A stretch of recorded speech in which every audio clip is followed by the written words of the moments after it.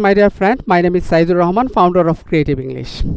গত কয়েকদিন আগে আমাদের যে ফেসবুক পেজ আছে ক্রিয়েটিভ ইংলিশ একাডেমি, ওখানে পোস্ট করেছিলাম যে পার্টস অফ স্পিচের উপরে নিয়মিত পর্ব করে ক্লাসগুলো আপনারা কারা চান। আপনারা কিন্তু অসংখ্য স্টুডেন্ট কমেন্ট করেছেন, যার ফলশ্রুতিতে আজকে আমি প্রথম ক্লাসটা আপলোড করছি। তো বন্ধুরা, আজকের প্রথম ক্লাসে আমি কিন্তু পার্টস অফ স্পিচের মূল যে থিমটা আছে সেটা নিয়ে কথা বলবো, অর্থাৎ আপনাদেরকে আমি দেখাবো যে পার্টস অফ স্পিচ কত প্রকার এবং তাদের প্লেসমেন্টগুলো কিভাবে হতে পারে। আমরা আজকে প্রথম ক্লাসে এই বিষয়গুলো জেনে নেব। এরপরে ডে বাই ডে কিন্তু আমরা noun, pronoun, adjective, verb, adverb সকল বিষয়গুলো পর্ব করে পার্ট করে আলোচনা করব। তো আশা করি সবাই নিয়মিত ক্লাসগুলো করবেন এবং নিয়মিত নতুন নতুন কিছু শেখার জন্য আমাদের সাথেই থাকবেন। এখন চলুন আমরা কম্পিউটার স্ক্রিনে চলে যাই। পার্টস মানে অংশ, স্পিচ মানে বক্তব্য। Parts of speech that means কোনো বক্তব্যের অংশ বিশেষ। বিষয়টা একটু বুঝিয়ে দিচ্ছি। আমাদের শরীরের প্রত্যেকটা অংশের যেমন আলাদা আলাদা নাম রয়েছে, এরকমভাবে কোনো একটা বক্তব্য দ্যাট মিনস সেন্টেন্সের প্রত্যেকটা অংশেরই আলাদা আলাদা এক একটা নাম রয়েছে। ওই প্রত্যেকটা আলাদা আলাদা নাম কি বলা হয়? এক একটা পার্টস অফ স্পিচ। কিন্তু একটা জিনিস মনে রাখতে হবে, যতক্ষণ একটা শব্দ কোনো একটা সেন্টেন্সে ব্যবহৃত না হবে ততক্ষণ পর্যন্ত ওই শব্দটাকে কোনো অবস্থাতেই পার্টস অফ স্পিচ বলা যাবে না। পার্টস অফ স্পিচ ইংরেজি গ্রামারের খুবই গুরুত্বপূর্ণ একটা বিষয়, কারণ পার্টস অফ স্পিচ জানা ছাড়া ইংরেজি শেখা অসম্ভব।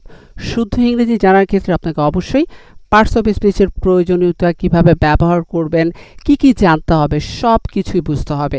আজকের ক্লাসে ইনশাল্লাহ পার্টস অফ স্পিচ এমনভাবে আপনি শিখবেন, আজকের পরে পার্টস অফ স্পিচ নিয়ে no confusion. There are 8 types of parts of speech: noun বিশেষ্য, pronoun সর্বনাম, adjective বিশেষণ, verb ক্রিয়া, adverb ক্রিয়া বিশেষণ, preposition পদন্বয়ী অব্যয়, conjunction সংযোজক অব্যয়, interjection মধ্য নিক্ষেপ। এবার আমরা জানব পার্টস অফ স্পিচ শিখতে হলে আমাদেরকে মেইনলি যে তিনটা বিষয় জানতেই হবে। প্রথমত আইডেন্টিফাইং পার্টস অফ স্পিচ, অর্থাৎ প্রত্যেকটা শব্দকে আপনাকে দেখেই চিনতে হবে যে বাক্যের ভেতরে সে কোন ধরনের পার্টস অফ স্পিচ হিসেবে বসেছে। আপনি যদি এটা বুঝতে না পারেন, চিনতে না পারেন, তাহলে আপনি ওয়ার্ড ফাংশন বুঝবেন না। কারণ দ্বিতীয় বিষয়টা হচ্ছে শব্দের কাজ। প্রতিটা শব্দেরই আলাদা আলাদা কিন্তু একটা কাজ থাকে। একটা বাক্যে ভার্বের কাজ সাবজেক্ট কেন আসলো, ওই সাবজেক্ট কি করবে সেটা সম্পর্কে বলা। আবার অ্যাডভার্বের কি কাজ? অ্যাডভার্ব ওই ভার্বটা কিভাবে হচ্ছে, কাজটা কিভাবে হচ্ছে সেটা সম্পর্কে বলবে। আবার অ্যাডজেক্টিভ বাক্যে কি করে? ওই নাউন সম্পর্কে কি ধরনের তথ্য দিতে হবে। এরকমভাবে কনজাংশন দুটো বাক্যকে কানেক্ট করে। সো এরকমভাবে আপনাকে প্রত্যেকটা শব্দ চিনতে হবে, ওই শব্দগুলোর কাজ জানতে হবে। এবং 3 নম্বর যে জিনিসটা আপনাকে জানতেই হবে সেটা হচ্ছে ওয়ার্ড ফরমেশন। 8 রকম পার্টস অফ স্পিচের মধ্যে 4 রকমের পার্টস অফ স্পিচের ফরমেশন হতে পারে। যেমন নাউনকে করা যায় অ্যাডজেক্টিভ, অ্যাডজেক্টিভকে করা যায় ভার্ব, ভার্বকে আবার অ্যাডভার্ব করা যায়। অর্থাৎ এরা একটু চেঞ্জ হয়ে সাফিক্স প্রিফিক্স যোগেই আবার নতুন আরেক রকমের শব্দে রূপান্তর হতে পারে। বিষয়টা না বুঝলে আমি বুঝিয়ে দিচ্ছি একটা উদাহরণ দেখে। ফর এক্সাম্পল, সাকসেস শব্দটা একটা নাউন, যার অর্থ কিন্তু সফলতা। বুঝতে হবে শুধু সফলতা। এখন আমরা যদি সাকসিড বলি তাহলে এটা আর নাউন থাকবে না, এটা হয়ে যাবে ভার্ব। অনেক কাছাকাছি কিন্তু দেখেন শব্দটা। আবার আমরা যদি এই নাউনের সাথে কি যুক্ত করি? ফুল। কারণ নাউনের সাথে ফুল যুক্ত করে অ্যাডজেক্টিভ করা যায়, তখন সাকসেসফুল হলে এর অর্থ দাঁড়াবে শুধু সফল, যে কিনা কোনো নাউনকে মডিফাই করবে। আবার অ্যাডজেক্টিভের সাথে যখন এলওয়াই যুক্ত করা যায় তখন কিন্তু সেটা আবার অ্যাডভার্ব হয়ে যায়। তখন অ্যাডভার্বের ক্ষেত্রে অধিকাংশ সময় ভাবে কথাটা চলে আসে, তাহলে এটার অর্থ সফলভাবে। তাহলে দেখেন এখানে সাকসেস ওয়ার্ডটাকে একটু মাত্র চেঞ্জ করে সাফিক্স প্রিফিক্স যোগে আমরা কিন্তু নতুন আরও 3টা শব্দ তৈরি করতে পেরেছি। এটা হচ্ছে অ্যাডভান্সভাবে খুব সহজে একটা শব্দ থেকে আরও অসংখ্য শব্দ শেখার কৌশল। আপনাকে পার্টস অফ স্পিচের এই বিষয়টাও ভালো করে বুঝতে হবে। তো ডিয়ার ভিউয়ার্স, আপনারা কি সাফিক্স প্রিফিক্সের ব্যবহারে নিয়মিত ক্লাস চান কিনা সংক্ষিপ্ত আকারে আমাকে অবশ্যই এই ভিডিওর কমেন্ট সেকশনে জানাবেন। বন্ধুরা, আপনারা যদি চান এই ক্লাসগুলোর মাধ্যমে আপনি আপনার ফ্রেন্ড, প্রতিবেশী, আত্মীয় স্বজনের হেল্প করবেন, তাহলে তাদের সাথেও ক্লাসটা শেয়ার করতে পারেন। তাহলে তারাও আমার সাথে কানেক্টেড হয়ে নতুন কিছু শেখার সুযোগ পেয়ে যাবে। অনেক স্টুডেন্ট আছে যারা মনে করেন যে আর্টিকেল যেগুলো আছে তারা কোনো পার্টস অফ স্পিচ না। এটা ভুল ধারণা। আর্টিকেল নিজেও একটা পার্টস অফ স্পিচ।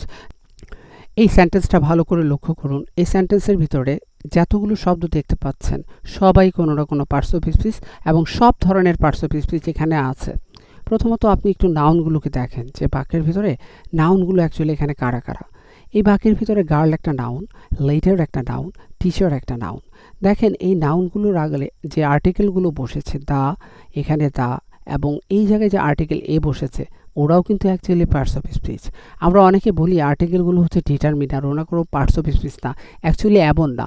এই পৃথিবীতে যে কোনো সেন্টেন্সের প্রত্যেকটা শব্দই 8 রকম পার্টস অফ স্পিচের কোনো না কোনো একটা নামে অবশ্যই আছে। এছাড়াও তাদেরকে ডিটারমিনার নামে বলা যায়। এগুলো নাউনের ক্লাসে আমি আরও বিস্তারিতভাবে বুঝিয়ে দেব।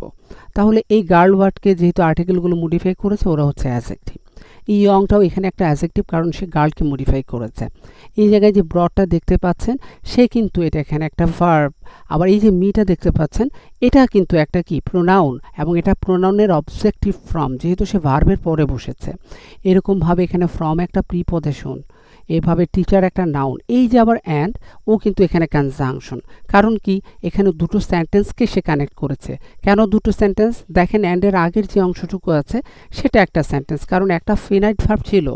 আবার এখানে দেখেন ডিসঅ্যাপিয়ার্ড আরেকটা ভার্ব, দুটো ভার্ব, এবং সি একটা প্রোনাউন, কুইকলি একটা অ্যাডভার্ব, সে ভার্বকে মডিফাই করেছে। তাহলে এটা আরেকটা সেন্টেন্স।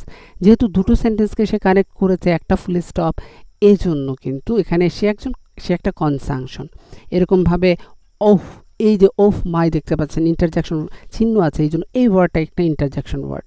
তাহলে দেখেন একটা বাক্যের ভিতরে কিন্তু আপনি সব ধরনের পার্টস অফ স্পিচ পেয়ে গেলেন। তো এভাবে আপনাকে প্রত্যেকটা বাক্য, বড় বড় সেন্টেন্স, ক্যামব্রিজ বলেন, ইংলিশ নিউজ পেপার বলেন, সেখান থেকে পার্টস অফ স্পিচ পড়ে বুঝতে হবে। ওকে, এখন আমরা চলে যাব ক্লাসের সবচেয়ে ইম্পর্টেন্ট পার্ট, অর্থাৎ সেকেন্ড পার্টে, যেখানে আমরা নাউন থেকে শুরু করে সকল পার্টস অফ স্পিচ সম্পর্কে জানব। কোর্সের 20 এবং 21তম ব্যাচে ভর্তি চলছে।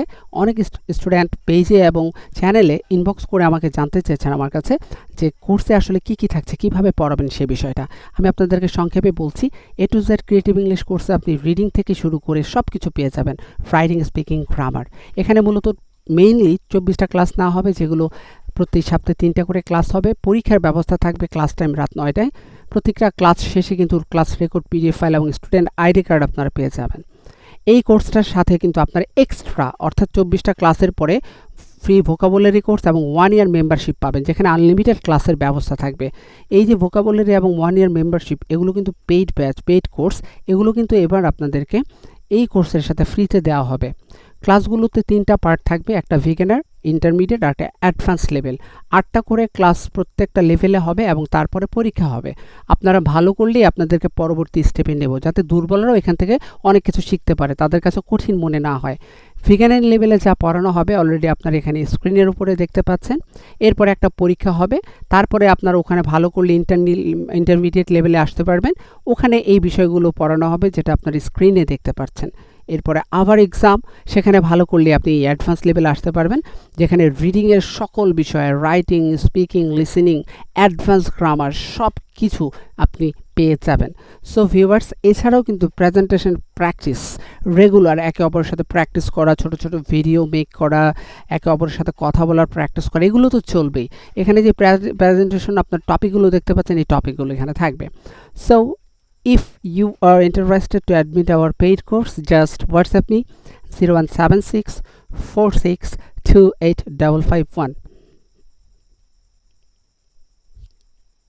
Details about parts of speech. প্রথমত noun. A noun is a name of any human, object, place or action. That means সহজভাবে বলতে গেলে এই পৃথিবীতে ব্যক্তি, বস্তু, প্রাণী যা কিছু আছে, আপনার চোখের সামনে এই মুহূর্তে আপনি যা দেখতে পাচ্ছেন, সব কিছুকে যে আলাদা আলাদাভাবে একটা নাম দেওয়া হয়, তাই হচ্ছে কি noun. A noun is a naming. Name of human, যেমন আপনার নাম, আমার নাম। নেম অফ অবজেক্ট, যেমন book, calculator, bamboo. Name of place, Dhaka, Bandarban, Kurigram, Rajshahi. অথবা নেম অফ অ্যাকশন, যেমন হ্যাজিটেশন, পিউরিফিকেশন, ফাংশন। এই সকল কিছুই কিন্তু নাউন। এছাড়াও এমন অনেক নাউন আছে যেগুলোকে ধরা যাবে না, ছোঁয়া যাবে না, ইন্দ্রিয়ের সাহায্যে উপলব্ধি করতে হবে, ওরাও কিন্তু নাউন। এই নাউনের যে বিশাল ব্যাপারগুলো আছে, এগুলো নাউন নিয়ে যখন আমি ক্লাসিফিকেশনের আলাদা ক্লাস দেব, তখন বিষয়গুলো বুঝিয়ে দেব। তার মানে এক কথায় বলতে গেলে যে কোনো কিছুর নামই হচ্ছে নাউন।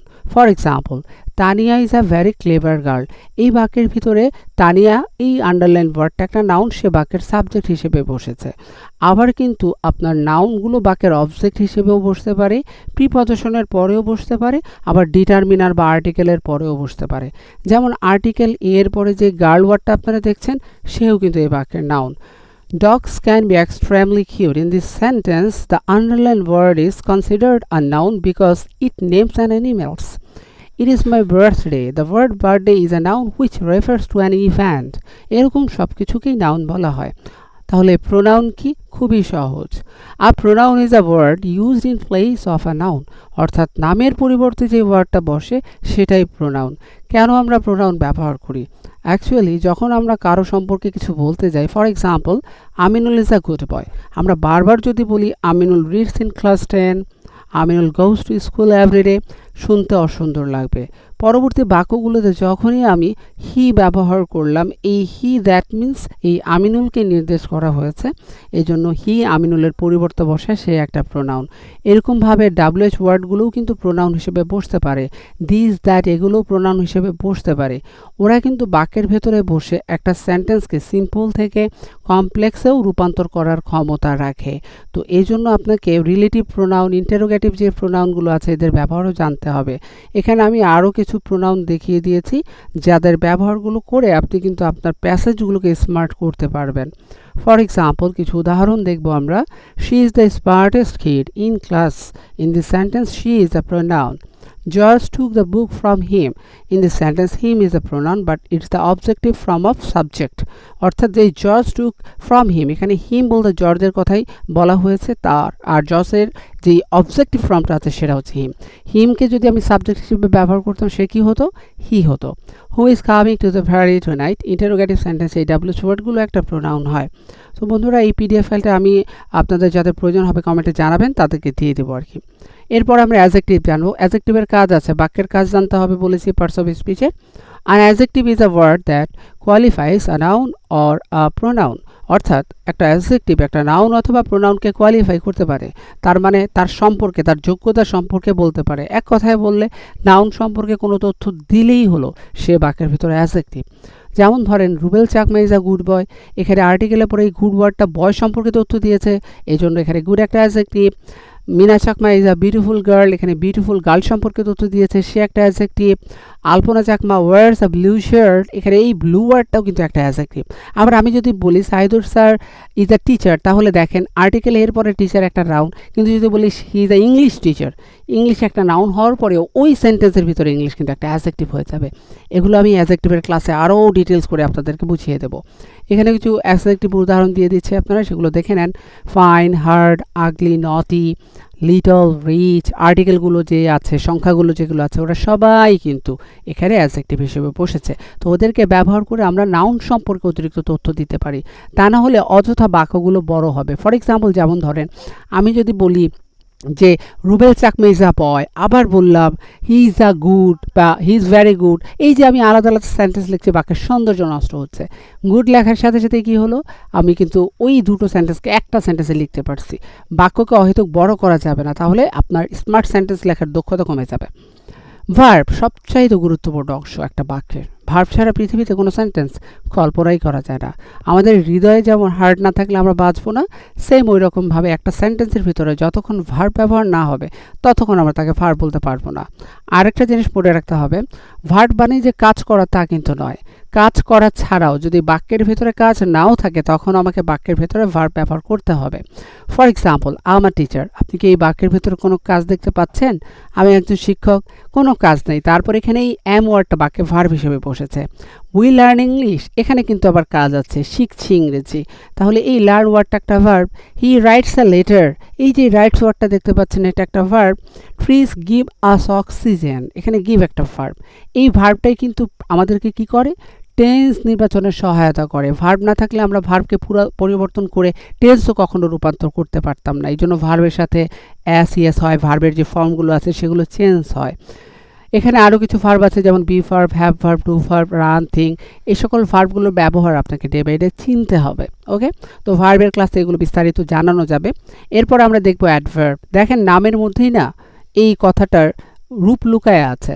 অ্যাডভার্ব অর্থাৎ যেই শব্দটা ভার্বকে মডিফাই করে সেই অ্যাডভার্ব। ওকে, একমাত্র মনে রাখতে হবে নাউনকে মডিফাই করা, প্রোনাউনকে মডিফাই করার ক্ষমতা অ্যাডজেক্টিভের আছে, আর অন্য সকল পার্টস অফ স্পিচকে মডিফাই করার ক্ষমতা এই অ্যাডভার্ব ওয়ার্ডটার আছে। An adverb is a word that modifies a verb, an adjective or another adverbs, অর্থাৎ অ্যাডভার্ব নিজেই নিজেকে আবার মডিফাই করার ক্ষমতা রাখে। For example, he runs swiftly, সে দ্রুত দৌড়ায়। দেখেন, রানস একটা ভার্ব, সে কিভাবে দৌড়াচ্ছে, এই সুইফটলি ওয়ার্ডটা বলছে, তাহলে এই সুইফটলি ওয়ার্ডটা একটা adverb. Okay, I run fast, কিভাবে দৌড়াই, এই যে ফাস্ট, দ্রুত দৌড়াই, তাহলে ফাস্ট একটা অ্যাডভার্ব, কারণ সে ভার্বকে মডিফাই করেছে। আবার আমি যদি বলতাম হি ইজ আ ফাস্ট রানার, তাহলে বলেন তো ওই ফাস্ট ওয়ার্ডটা কী হতো? অবশ্যই কমেন্ট সেকশনে সবাই জানাবেন। Rahul is a very good boy, দেখেন এখানে ভ্যারি ওয়ার্ডটা গুডকে মডিফাই করছে, তাহলে একটা অ্যাডজেক্টিভকে মডিফাই করছে, তাহলে ভ্যারি কি একটা অ্যাডভার্ব। প্রিপজিশন জানা ছাড়া আপনি কখনোই বাক্য বড় করতে পারবেন না, কখনোই ইংরেজি বড় বড় বাক্য পড়ে বুঝতে পারবেন না। A preposition is a word placed before a noun or a pronoun or show is relations to some other words in the sentence.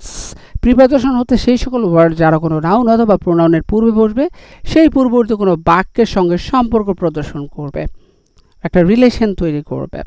I have a love for her, in this sentence for is a preposition. So guys, এখানে দেখেন এই হারের সাথে লাভের একটা relation তৈরি করেছে for.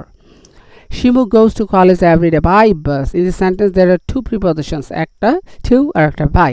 দেখেন এখানে কলেজের সাথে শিমুর একটা রিলেশন তৈরি করেছে টু, আবার বাইয়ের সাথে বাইটা বাস এবং এভরিডের সাথে রিলেশন তৈরি করেছে। There is a book on the table, এখানে অন একটা প্রিপজিশন, কারণ এখানে টেবলের সাথে বুকের রিলেশন সে তৈরি করেছে। এরকমভাবে মোস্ট ইম্পর্টেন্ট 70টা প্রিপজিশন আছে, যাদের মধ্যে 40টা প্রিপজিশনের ব্যবহার জানলেই আপনি কিন্তু খুব সহজেই প্রিপজিশনের দক্ষতা অর্জন করবেন। তো অলরেডি প্রিপজিশনের অনেক ক্লাস আমি আপলোড করেছি, আপনারা যদি নিয়মিত প্রিপজিশনের স্পেশাল ক্লাসগুলো চান তাহলে আমাকে জানাবেন। Conjunction, a conjunction is a word use to join two or more words, দুটো শব্দকে সে যুক্ত করতে পারে, আবার দুটো বাক্যকেও কিন্তু সে কানেক্ট করতে পারে। For example, Rubel Chakma went to Dhaka but not to the zoo, in this sentence but connect two words, একটা ঢাকা আর একটা কিতাজু, দুটো ওয়ার্ডকে কানেক্ট করেছে। আবার কিন্তু সে দুটো সেন্টেন্সকেও কানেক্ট করার ক্ষমতা রাখে। আমি কিন্তু প্রথমেই একটা সেন্টেন্স আপনাদেরকে দেখিয়েছিলাম যেখানে অ্যান্ড কিন্তু দুটো সেন্টেন্সকে কানেক্ট করেছিল। এখানে আরও কিছু উদাহরণ দেখেন, he is poor but honest. এখন আমি যদি বলতাম he is poor but his brother is honest, হ্যাঁ, and his brother is honest, তাহলে এই জায়গায় যে অ্যান্ড ব্যবহার করলাম আমি, অ্যান্ড হিজ ব্রাদার, তাহলে দেখেন ব্রাদার THER, এখানে এই যে আলাদা একটা সেন্টেন্স আমি তৈরি করেছি, তাকেও কিন্তু কানেক্ট করেছি এই অ্যান্ড ওয়ার্ডটা। তো এইভাবে অ্যাজ, ইফ, আনলেস, আনটিল এরকমভাবে কনজাংশনের ব্যবহার জেনেই কিন্তু আপনি সেন্টেন্স কানেক্ট করার অ্যাবিলিটি তৈরি করতে পারবেন।